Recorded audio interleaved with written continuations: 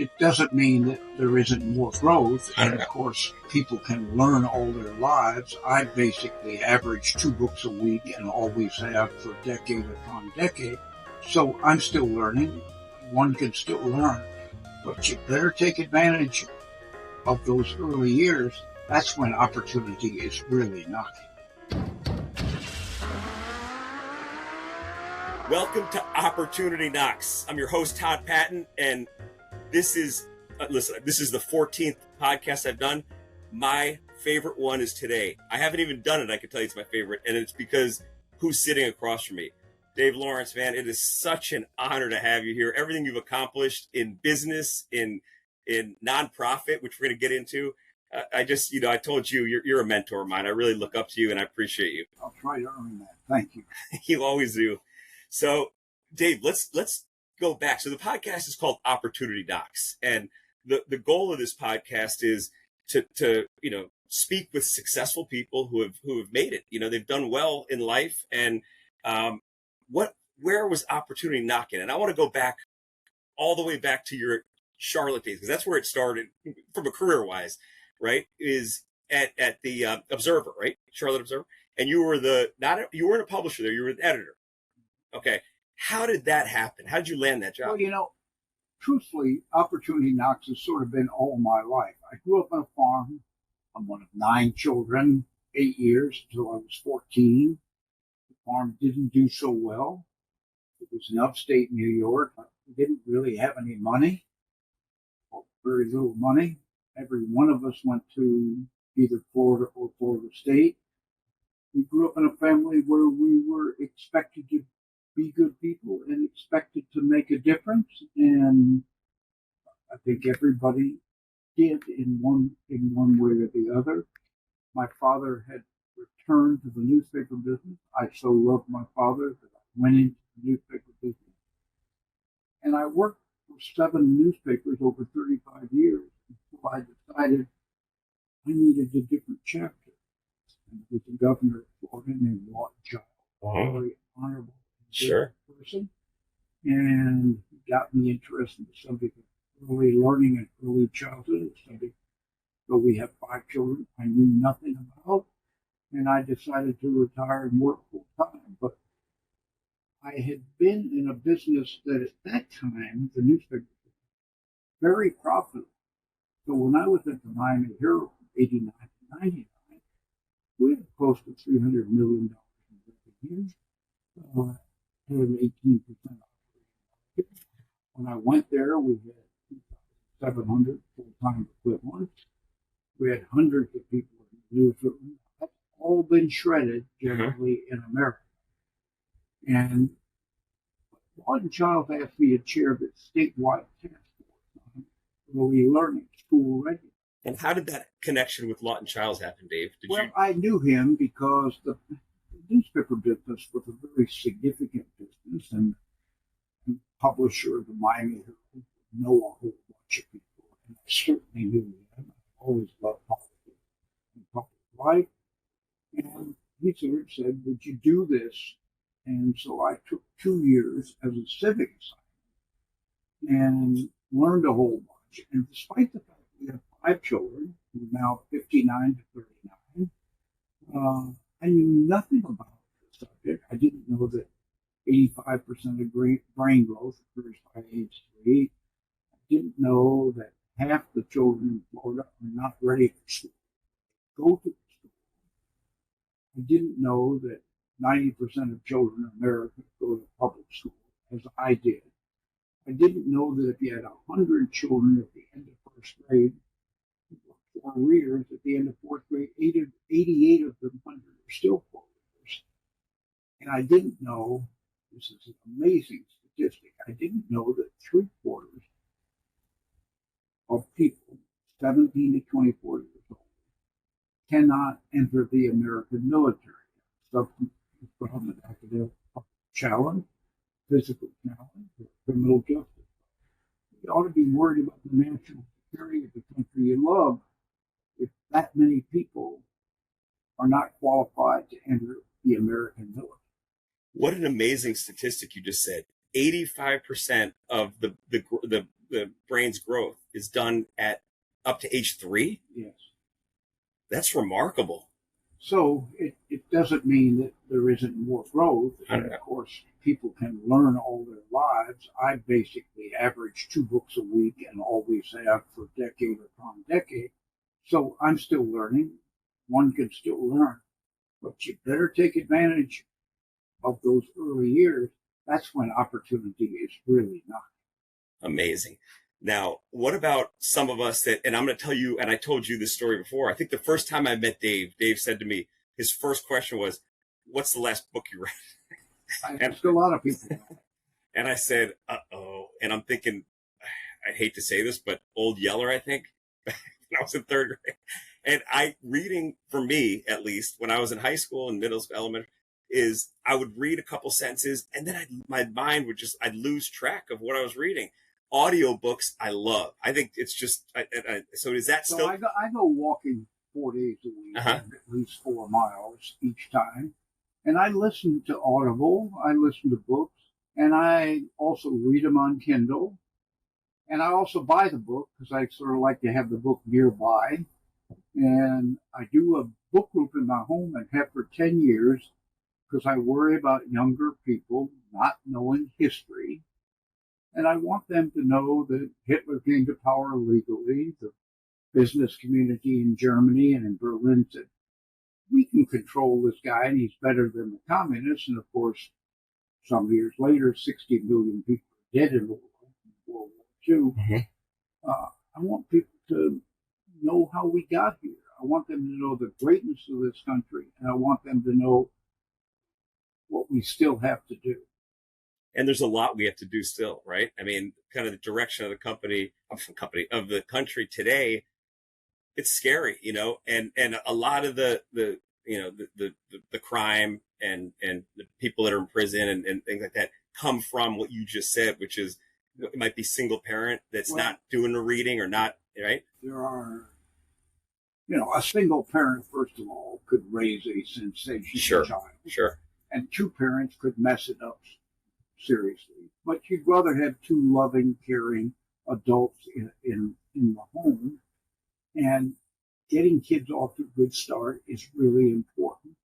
And that means you don't use television as a babysitter because there's no interactivity with television. It's just blaring at you. A little bit of Sesame Street's fine and so forth. But you want to have conversations. You want to read books with them. You want to go to the supermarket and your child is 1.5 or 2 years old and sitting in the shopping cart, and you want to say, let's get 1, 2, 3 of these, and you want to say, this is a square and this is a circle. There are all kinds of ways to learn.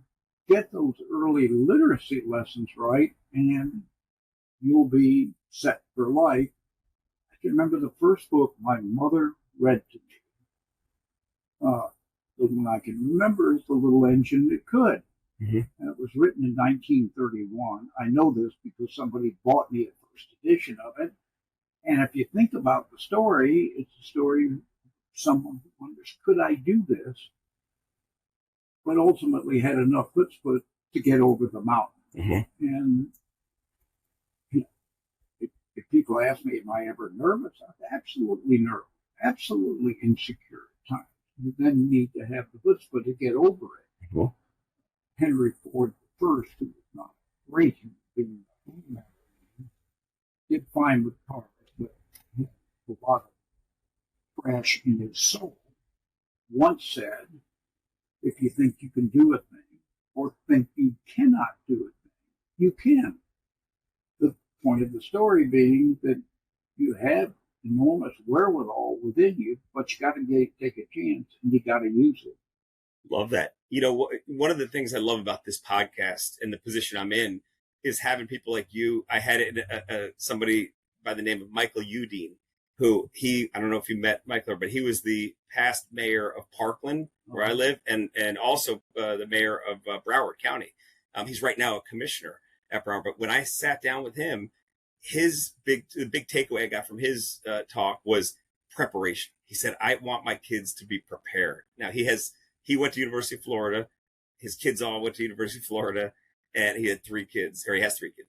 And he said preparation is, to me, when I meet a young person, if they're prepared, they have an edge, And it sounds like that's a lot of what you're talking about is, preparing your kid. But like you said, for something that seems so simple as counting how many vegetables this is, it's a big deal, especially at that young age.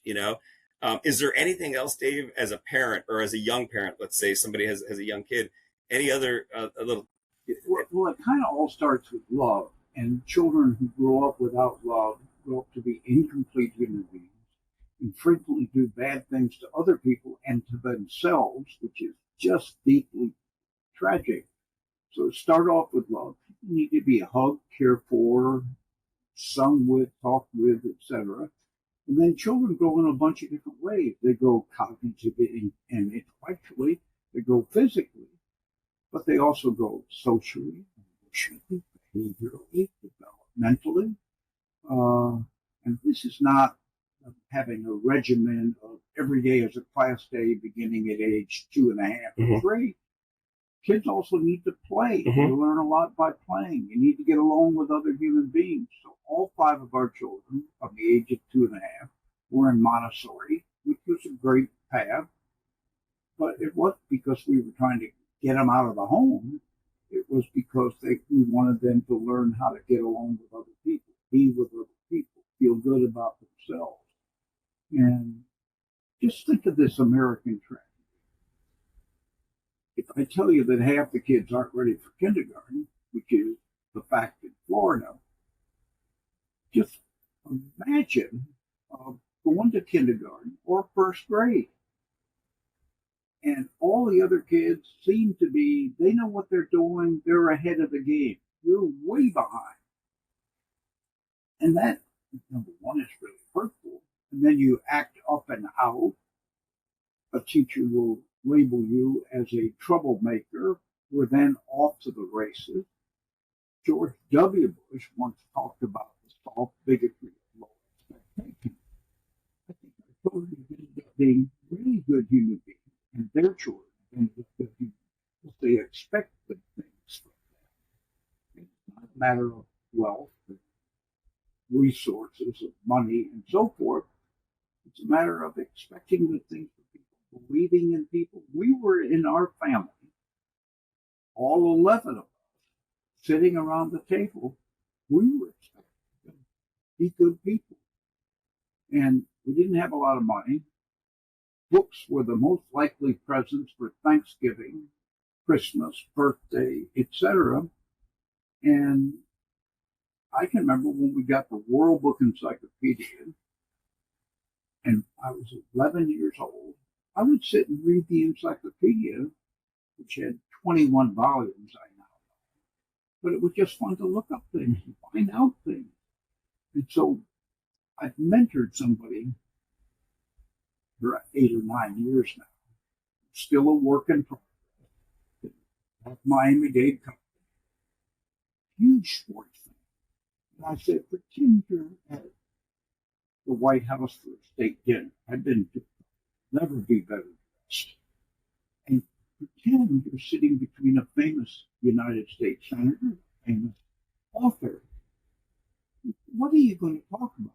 Because this person has never heard the name of LeBron James. I have never wanted any of my children to be too good looking, too, quote, popular, too charismatic, too smart, because then people try to get by on that great God-given strength. But you need more than that. What you really need to know is how to build relationships, have more things to talk about. I've been in 56 countries, so I have a sense of a lot of different kinds of places, a lot of books. I've been in countries that are wealthy. I've been in the Democratic Republic of Congo, in child rape victims. I've been in Bangladesh talking about micro-lending, etc. Whenever I go to another country, I always read several books beforehand about the country's politics, geography, literature, how did it come to be, and so forth. We have to ask that question. Was We that tend to be curious. sure? And is that curiosity, did that come obviously at a young age? You mentioned 11 siblings. No, 9 siblings and mommy and dad. Okay. So 9 brothers or 8 brothers and sisters, 9 total, right? Right. So was that something that your parents did as a group? Said, "Hey, we're all going to read books now, and we're all going to." Did they encourage? I mean, But we would sit. Remember, this is a farmhouse in Right. northern New York. All of us would gather around the table. I can remember my father quizzing us on government and politics. I can remember one of my siblings being asked at age 8, who's the governor of New York? And she didn't know, and we laughed at her. Age 8. We were expected to know a lot of things. And it was a wonderful way to grow up. what did your dad do for a living? Well, at that time, my parents were romantic. They loved each other deeply. And my father had a farm.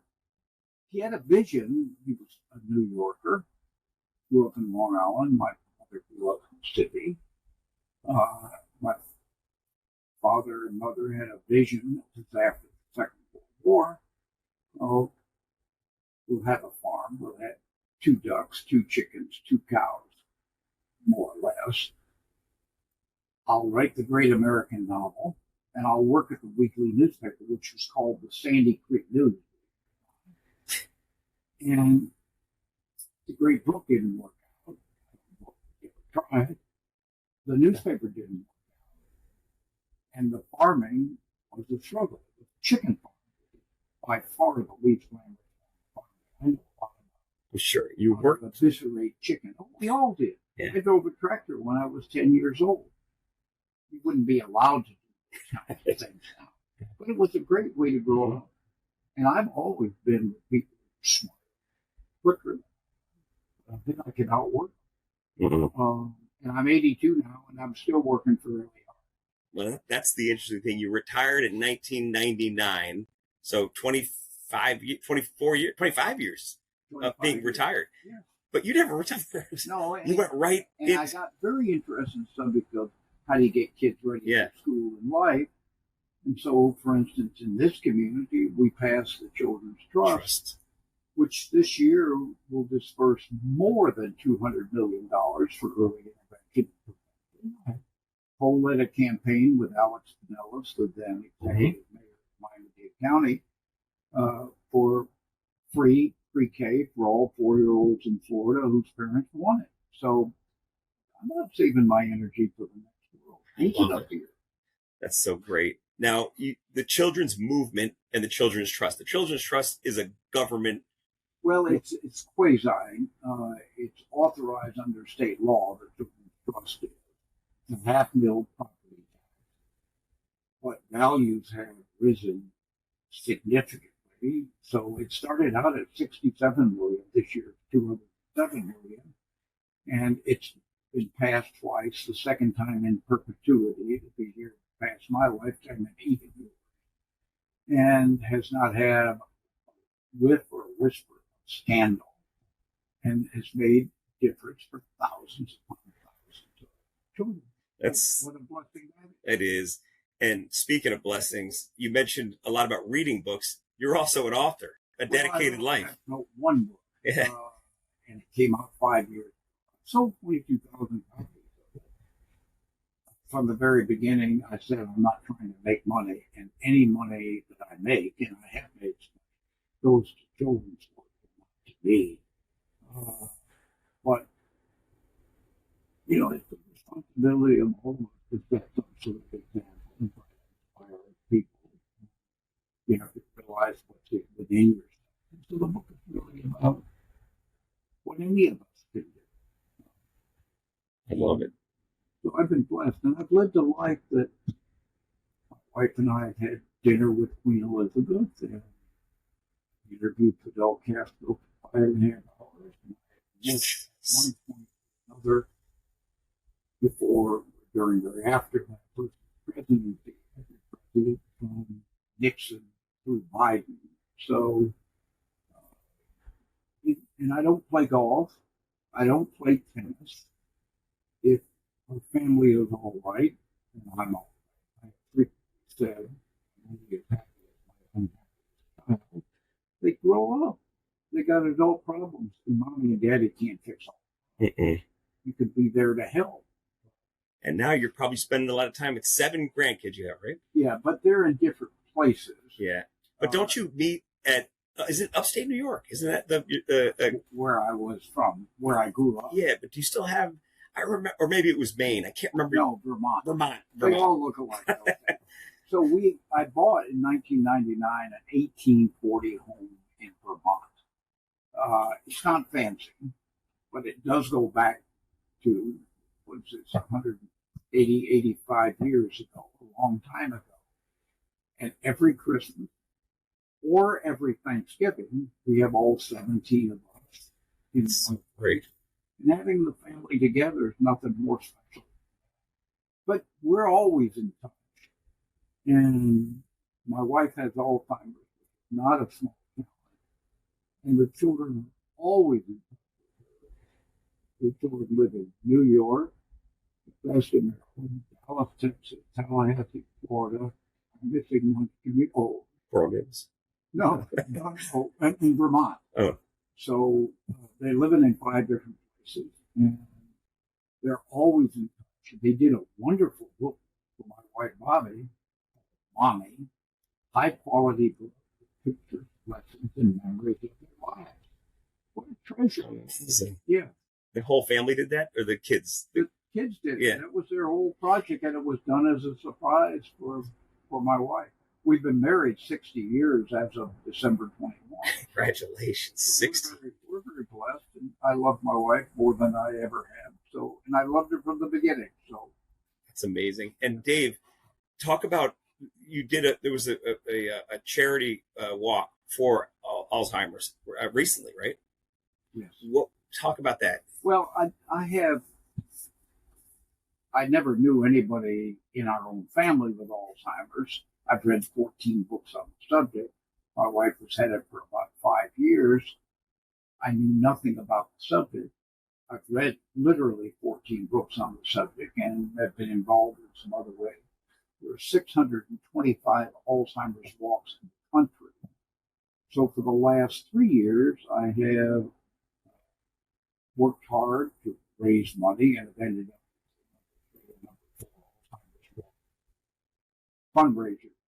In the country. Yeah, but I'm not doing it this year for a specific reason. And I've told the folks, too much of what we raise in Miami-Dade County comes from me. That's not how you build an organization. You got to have a lot of people. Dave Lawrence isn't be here forever. So I'm taking at least a year off for that. Because I raise money for a lot of other things. I know you do.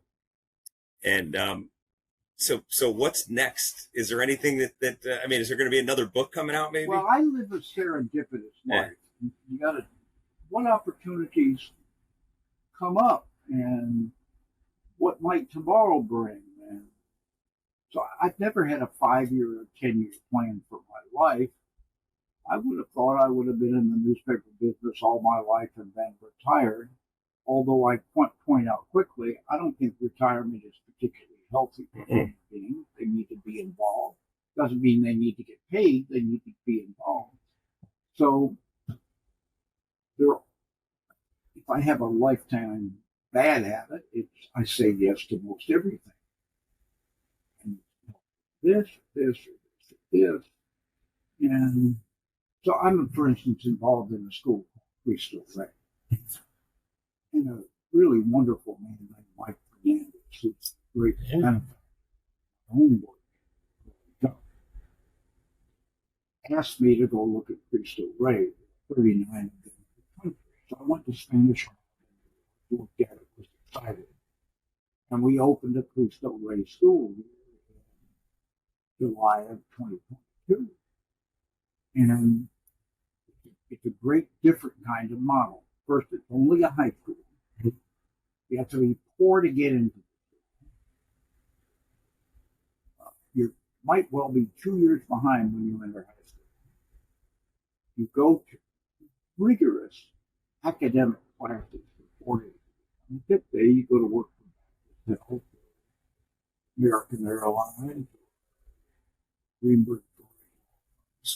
You turn your money over to the school. That plus step-up state factors is the economic model.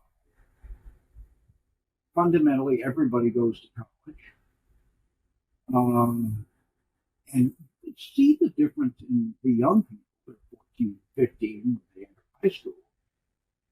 Even within weeks, just from being exposed to other people, being in an office, getting rigorous academics, really crucial. And the test to get into the school, quote test, unquote, is not what was your academic record. How self-motivated, how much of a self-starter are you? And if you have that within your fiber, within your gut, we can make it work. And young people, when they graduate from school and go to college at a higher rate than the general population of the United States. So it's thrilling. What's the rate of graduation for the school's new? Everybody. Everybody does? Oh, sure. And they're if you expect good things from people, you're more likely to get it. So I'm going to switch gears a little here because I want to ask you for a little advice on this podcast. It's something that I'm considering. I always looked at giving back. Actually, how I met you was through the Kiwanis Club. I was the president of the Kiwanis Club at the time, and they said we're going to honor Dave Lawrence as the Citizen of the Year for the Kiwanis Club. Which, by the way, I think you need to update your bio. I looked at it. I said, I don't think he's got that on there. All the awards you won, Father of the Year. I go, I don't think the one that I gave him is even on there. Well, but interesting enough, over the years, when you get old enough, they pass awards out like candy. So I've gotten a lot of candy. And there's only so much other people can tolerate seeing of you. So I love Kiwanis. So yeah, it was great. And that's how I actually connected with you and met you. But, giving back, my point is it felt good to, even when we went to schools and read books to kids and just little things that we did throughout the week. It was a really good organization.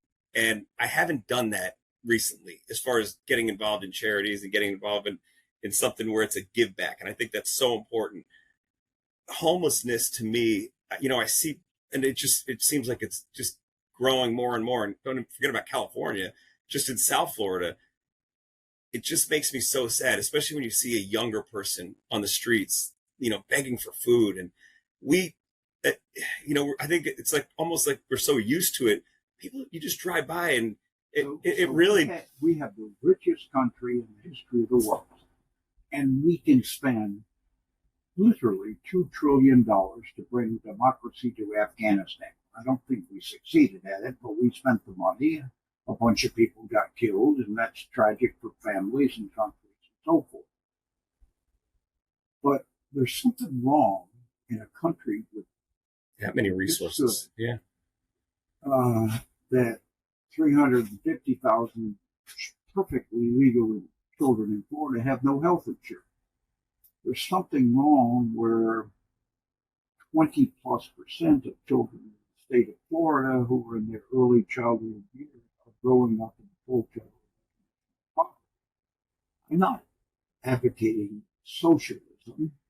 I'm advocating decency. The question here is not whether we have the money. The question is, what are our priorities on spending that? So here we live in South Florida. It is stunning what homes cost. And a home could be worth $1.5 million now. And it doesn't look that special. Mm-hmm. It's just amazing. So let's say you're a teacher and you're making $52,000 a year. Well, not that many years ago.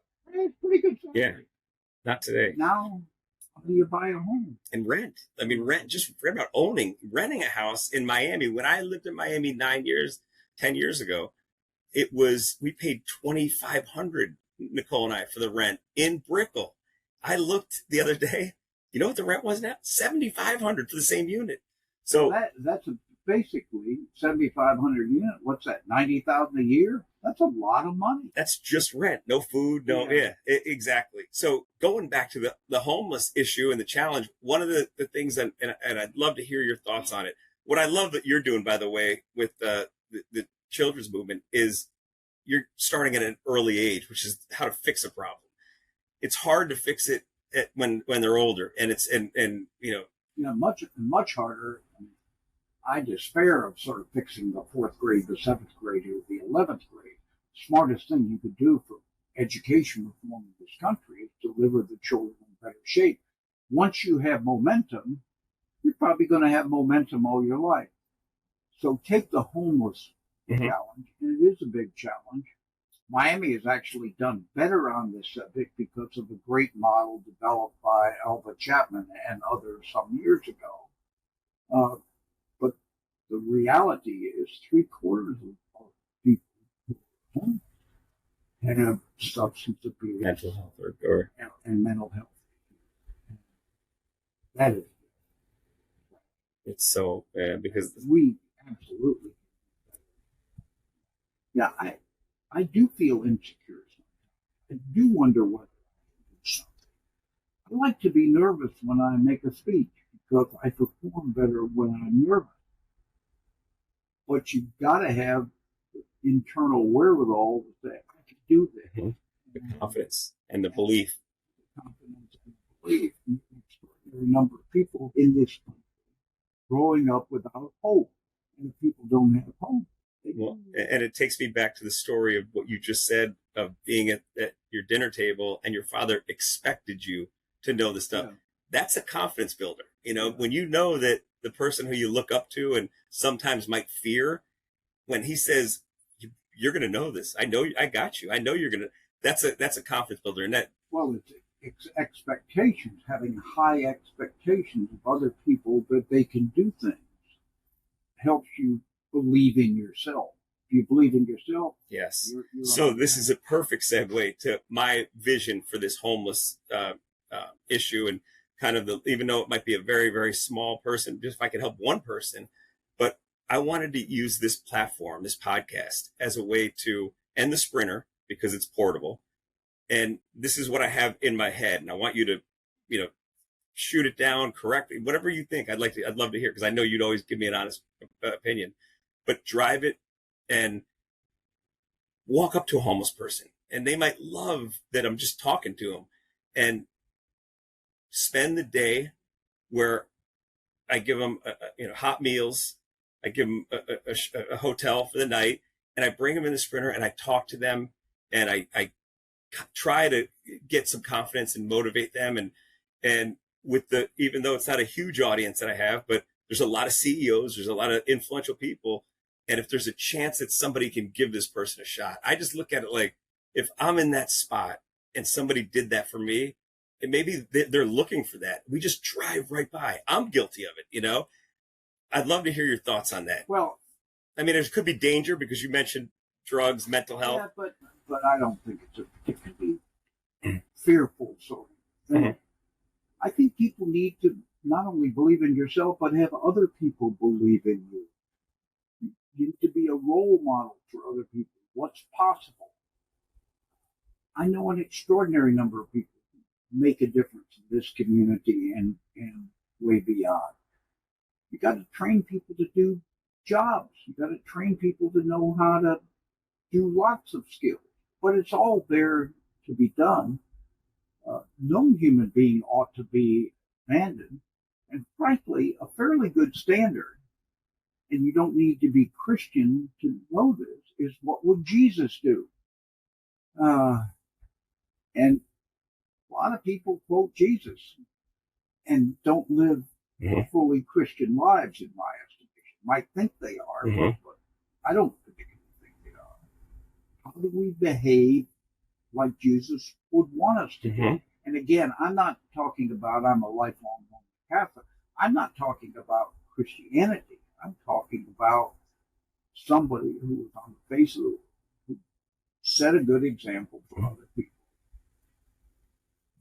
My father always used to warn me about trying to save the world, but he sure as heck thought I ought to set a good example that I could make a difference. And that's critical to be able to, by your own life, what's possible in this world. Yeah. I mean, look, there's a quote, right? I mean, you see signs, WWJD, right? I mean, it's a good way to look at it. And it's something that, look, again, as with this, I guess, trial that I'm going to do of bringing on a homeless person and seeing if there's a way to I guess just even one person could make a difference. One of the great stories in human history, one person who made a difference. That person might have been attacked, persecuted, even killed. But the great stories are of individuals who made an extraordinary difference. That's the great stories of America. Why is Lincoln my favorite president? Because he grew all his life, and by gosh, and by God, we were lucky to have him. And a war with 750,000 Americans died in a country of 32 million. He was the right man, and totally yeah, the right man. Yeah. And people didn't know if he was the right man. But history proved that. Right. Yeah. But he showed by his life. He only lived to be 56 years old.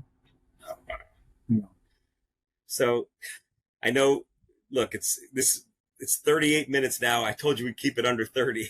I could go another hour with you, Dave. No. You're the best. I really appreciate you. Love you, man. And I honestly look up to you more than anybody. I mean, thank you. But you used a word that's so important. I tell a story in my book about I was in Detroit. I was running the district, and my father was dying of liver cancer, and I knew he was going to die soon. So I go to his hospital in Tallahassee. Ultimately, I have to go after a couple of days to go back to Detroit. My father was dying. I've been down to 50 miles. And my father said, I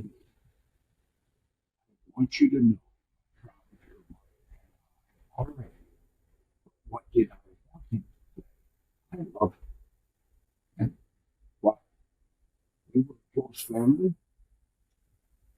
We knelt down and said prayers every night. But we didn't use the 3 words, I love you. It just, we grew up in a family where those words were used, even though we knew we were loved. And it was a wake-up call for me to tell people, I love you. I love you. Oh, man, I love you. Thank you so much, Dave. Glad to have you. What a way to end it. Thank you, Dave.